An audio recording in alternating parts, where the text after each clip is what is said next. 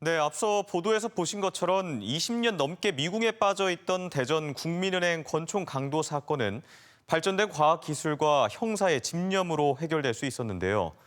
하지만 이번 사건에 또 다른 공범은 없었는지, 또 당시 대전 충남에서 잇따라 발생했던 현금 수송 차량 탈취 사건은 여전히 미제로 남아있어 의문입니다.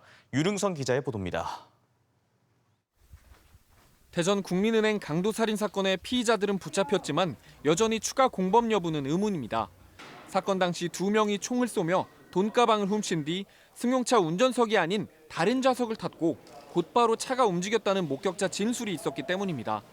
강도살인에 가담한 건 둘이지만 운전 등으로 범행을 조력한 공범이 더 있을 수도 있다는 겁니다. 검찰과 지속적으로 협의를 해서 추가 공범이 있었는지, 그리고 이 피의자들의 여죄가 있는지. 하지만 아직까지 이들은 추가 공범에 대해선 어떠한 진술도 하지 않고 있는 것으로 알려졌습니다.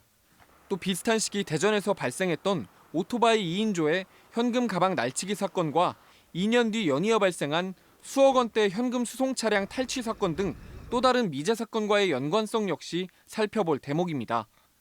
2003년 1월에는 중구 은행동의 한 쇼핑몰 지하 주차장에서 4억 7천여만 원을 실은 현금 수송 차량이 통째로 사라졌고, 같은 해 9월에도 중구 태평동의 한 아파트 현금 자동 지급기 앞에서 7억 500만 원이 실린 현금 수송 차량이 감쪽같이 털린 겁니다.